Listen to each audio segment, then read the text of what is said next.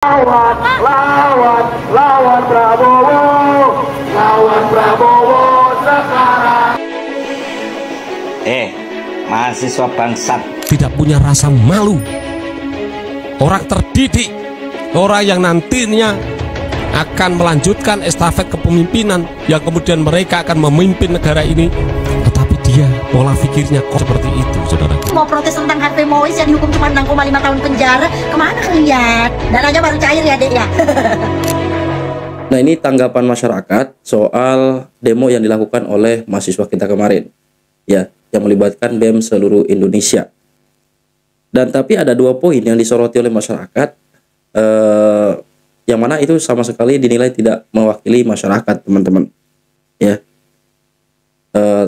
kemudian masyarakat bertanya-tanya, kenapa sih mahasiswa itu tidak berdemo tentang RUU perampasan aset yang sama sekali sampai hari ini itu kan mangkrak, belum ada kelanjutan. Nah, ini jadi kontroversi ya di kalangan masyarakat kita, khusus di media sosial platform TikTok. Dan kemudian banyak juga yang speak up tuh masalah itu. Tapi sini saya mencatat paling tidak ada 7 poin sebenarnya tuntutan dari mahasiswa. Ya, ini 7 poin utama ya. Yang pertama adalah menuntut Presiden mencabut Inpres nomor 1 tahun 2025 yang merugikan rakyat. Yang kedua, transparansi status pembangunan. Yang ketiga, transparansi keseluruhan program MBG. 4, tolak revisi UU Minerba. Kemudian 5, tolak duit fungsi TNI. 6, tangkap dan adili Jokowi. Dan 7, sahkan RUU perampasan aset. Nah, ini disampaikan langsung oleh Koordinator Pusat BEM seluruh Indonesia, Haryanto. Tapi kita simak dulu nih, gimana pendapat masyarakat soal mahasiswa yang berdemo ini, ya. Kita lihat dulu, teman-teman. Lawan, lawan, lawan Prabowo, lawan Prabowo sekarang. mahasiswa bangsat yang mengatakan Indonesia gelap. Kamu demo itu mewakili siapa? Mewakili rakyat atau kamu mendapatkan upah dari partai tertentu yang mengacak-acik bangsa Indonesia? Ingat, kepemimpinan Pak Prabowo jangan diganggu. Kalian demo tidak mewakili rakyat sama sekali. Jangan coba-coba rakyat membinasakan mahasiswa semua di seluruh Indonesia. Kalian yang demo adalah mahasiswa bangsat, tidak mewakili rakyat sama sekali. Paham kalian? Kalian dibiayai oleh siapa? Setahu. Itu adalah dari partai oposisi. Karena partainya banyak yang korupsi, yang ditahan oleh pemerintah. Ingat, kalau kalian mewakili rakyat, enggak gitu caranya. Paham kalian? Kalian itu mahasiswa yang seharusnya mempunyai pemikiran yang tinggi. Negara ini sudah aman, sudah baik-baik saja. Ingat, jangan biarkan rakyat Indonesia ya menghabisi kalian yang demo, mahasiswa yang demo di sana nanti. Bangsat kalian. Buat Pak Prabowo, saya minta supaya negara ini aman, para pendemo dibinasakan. Hapus saja HAM, karena dia sudah mengganggu warga Jakarta. Tidak ada gunanya demo. Ingat sekali lagi mahasiswa bangsat. Saya tahu kalian dibiayai oleh siapa. Lihat yang demo kemarin. Adakah rakyat yang ikut demo kalian, mendukung kalian? Nggak ada kan? Kalau kalian benar untuk membela rakyat, nggak mungkin rakyat nggak mengikuti kalian. Ingat itu. Camkan buat seluruh rakyat, seluruh mahasiswa. Jangan sekali-sekali ganggu pemerintahan Pak Prabowo. Bangsat semua yang demo kemarin. Ya, demonya kan bertajuk Indonesia Gelap. Tuntutannya jelas, tertera. Tapi kenapa yang diteriakan lawan Prabowo. Ini yang absurdnya di sini ya. Kemudian kita lihat lagi pendapat dari mbak-mbak ini. Akhirnya nongol juga nih ada adik mahasiswa, ini anak-anak BEM-BEM ini muncul lagi. Kemarin gue cariin mau protes tentang Harvey Mois yang dihukum cuma 6,5 tahun penjara. Kemana kalian? Dananya baru cair ya dek ya. Adik-adik ini pesan kakak ya, kalau misalnya demo janganlah kau bakar-bakar apa itu sampai memblok jalan ya, jangan ya.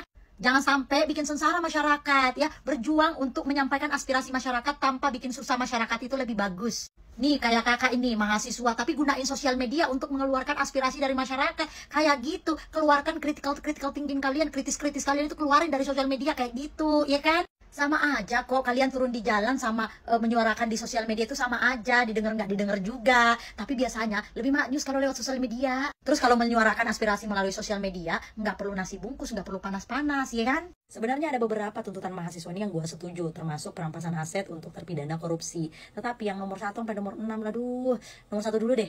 Nomor 1 ini pemangkasan anggaran-anggaran yang nggak penting. Masa lu nggak setuju sih ada mahasiswa? Hah?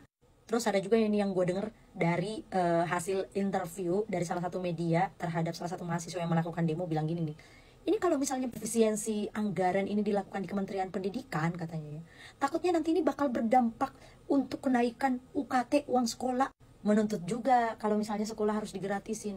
Kalau sekolah SD, SMP, SMA mah gue setuju. Tapi kalau kuliah enggak, jangan digratisin. Ntar kalau misalnya digratisin kalian makin males lagi masuk kuliah ya kan, karena mikirnya udah gratis juga, nggak perlu gue mikirin duit orang tua gue sia-sia atau gimana, ya nggak? Apalagi tuntutannya tuh yang masalah tangkap dan adil Pak Jokowi. Aduh, kelihatan banget lu deh, kelihatan. Jangan terlalu offside. Tapi gue heran di negara gue sendiri, ya. Cuman di negara gue nih, dikit-dikit demo, dikit-dikit mahasiswanya demo, apa aja semuanya di demo gitu. Ada kebijakan baru di demo gitu. Nggak ada gitu demonya tuh yang benar-benar apa yang Indonesia butuhkan. Gue juga nggak pernah lihat tuh di negara lain dikit-dikit demo mahasiswanya, terutama di Taiwan ini gue nggak pernah sama sekali ngelihat ya mahasiswanya turun ke jalan demo. Pada sibuk semuanya berkreasi, pada sibuk semuanya belajar, gak ada waktu buat demo. Soalnya mereka tuh pikirannya kayak gini, kalau mereka nggak belajar mereka nggak bakal dapat kesempatan kerja ya. Kalau mereka nggak belajar mereka nggak akan dapat masa depan yang baik, itu di pikirannya tuh. Kenapa kalian nggak mengekspresikan diri kalian, protes kalian itu melalui sosial media? Gunakan dong sosial media, ya. Jangan kok teriak-teriak kayak gitu di jalan. Gunanya apa coba? Emang kalian didengar? Bakar-bakar ban kayak gitu, bikin onar, blok jalan. Emang kalian didengar? Kreasikan critical thinking kalian, gunakan ini teknologi gitu buat menyampaikan aspirasi kalian, aspirasi masyarakat, termasuk aspirasi-aspirasi orang-orang yang nunggangin kalian. Ya, gue sepakat ya dengan si Mbak ini. Kok nomor 1 mereka nggak setuju gitu loh ya, pemangkasan efisiensi anggaran lah, pemangkasan anggaran yang nggak perlu gitu kan, efisiensi itu. Padahal masyarakat itu sangat antusias loh. Nah makanya di situ ya yang bikin gue bingung itu, ini mahasiswa demo kok nggak sama sekali mewakili masyarakat gitu loh. Padahal itu bagus loh dilakukan. Efisiensi anggaran bisa digunakan untuk hal yang lebih penting dan nanti kebermanfaatannya itu bisa dirasakan secara luas. Kok mahasiswa nggak setuju gitu loh? Ini kan aneh. Kita simak lagi teman-teman. Saya kecewa dengan perilaku oknum mahasiswa. Kenapa saya katakan ini oknum? Karena ini tidak ada 0,1% dari mahasiswa di seluruh Indonesia. Dia tidak punya rasa malu. Orang terdidik, orang yang nantinya akan melanjutkan estafet kepemimpinan, yang kemudian mereka akan memimpin negara ini. Tetapi dia pola pikirnya kok seperti itu, saudaraku. Demonstrasi kok tentang kebijakan pemangkasan anggaran. Malu dong. Demonstrasi apabila presiden itu korupsi. Iya enggak? Pengangguran di mana-mana. Harga mahal. Iya enggak? Nah ini demonstrasi negara sedang menyelamatkan uang 306 triliun. Yang semua uang 306 triliun itu terindikasi dimasukkan rekening oleh oknum-oknum para korup. Kemudian mereka bela Ada kemungkinan satu, dia adalah anak pejabat mahasiswa ini. Ya. Yang kedua, dia dimanfaatkan oleh partai tertentu yang sakit hati. Dan mereka dimanfaatkan oleh orang-orang yang kemarin sakit hati karena Pilpres jagonya kalah. Memalukan itu. Kaum intelektual kayak gitu. Saya yakin yang sepakat dengan pendapat saya lebih banyak daripada yang mendukung oknum mahasiswa. Atau banyak yang mengatakan itu mahasiswa, bukan mahasiswa. Kemarin sudah saya ingatkan, baru kali ini ada mahasiswa yang demonstrasi tentang Undang-Undang Nomor 10 tahun 2016 tentang pilkada. Berarti dia itu demo membela Anies, demo membela PDIP, melucukan. Yap, saya tambahin Pak, membagongkan. Apalagi tadi kita lihat kan, ada cuplikan video yang mahasiswa teriakan lawan Prabowo. Kemudian dalam 7 tuntutan tadi, ada salah satu tuntutan adili Jokowi. Udahlah. Dan gini. Indonesia gelap. Temanya kan yang diangkat itu Indonesia gelap. Emang segelap apa sih Indonesia? Emang dari dulu nggak gelap gitu Indonesia?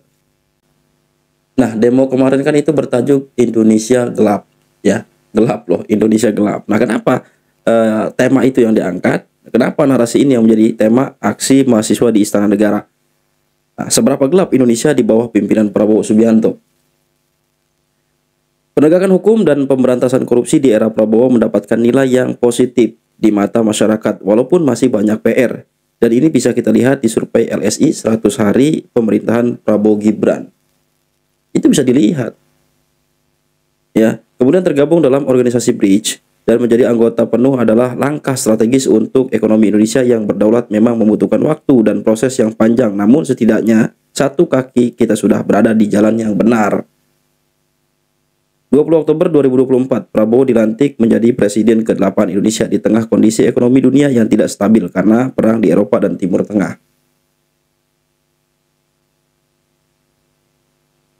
Nah, efisiensi anggaran di semua lembaga negara, target penghematan itu sendiri berkisar 309,69 triliun. Adapun dana itu akan dialihkan ke sektor pendidikan dan kesehatan. Makan siang gratis untuk anak-anak sekolah berjalan dengan baik.